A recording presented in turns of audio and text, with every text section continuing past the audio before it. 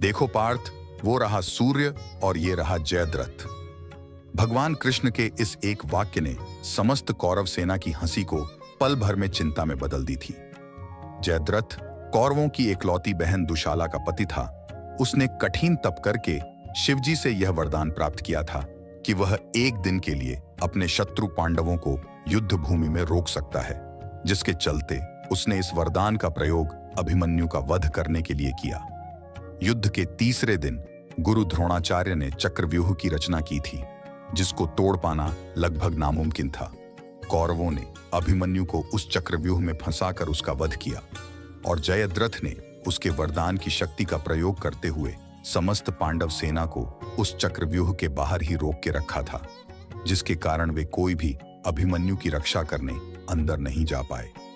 पुत्र शोक में डूबे अर्जुन को जैसे ही यह बात पता चली कि जयद्रथ के कारण उसके पुत्र की ये दशा हुई है, तब अर्जुन ने क्रोध में आकर समस्त कौरव सेना के सामने ये प्रतिज्ञा ली कि कल सूर्यास्त से पहले वो जयद्रथ का वध कर देगा, और अगर वो ऐसा नहीं कर पाया तो वो अग्नि स्नान करके अपना प्राण त्याग देगा।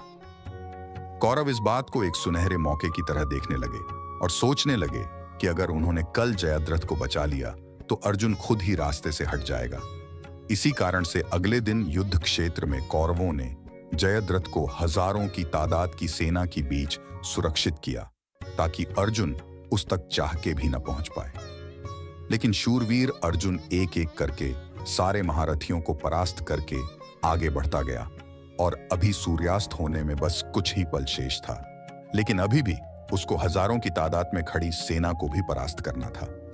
उसी समय भगवान कृष्ण ने अपने सुदर्शन चक्र से सूर्य को ढक दिया, जिसके कारण युद्ध भूमि में अंधकार छा गया, और इसको देखकर सारी कौरव सेना खुशी मनाने लगी और जयद्रथ भी अर्जुन के सामने आकर हंसने लगा। उसी समय भगवान कृष्ण ने सुदर्शन चक्र को सूर्य के सामने से हटा दिया, जिसके कारण सूर्य की किरणों ने युद्ध भूमि को फिर से प्रकाशित कर दिया।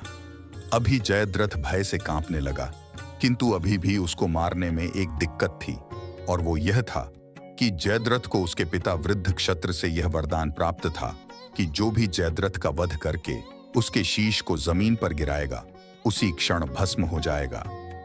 श्री कृष्ण यह बात जानते थे, इसीलिए उन्होंने अर्जुन से पशुपतास्त्र का प्रयोग करके जयद्रथ का शीश उसके पिता के गोद में जा रखने को कहा। श्री कृष्ण की आज्ञा का पालन करते हुए अर्जुन ने ऐसा किया, और जैसे ही जयद्रथ का शीश उसके पिता के गोद में गिरा, उसके पिता ने घबराहट में जयद्रथ का शीश नीचे गिरा दिया, जिससे उसके पिता ही भस्म हो गए। और इस प्रकार श्री कृष्ण ने अर्जुन की प्राणों की रक्षा की।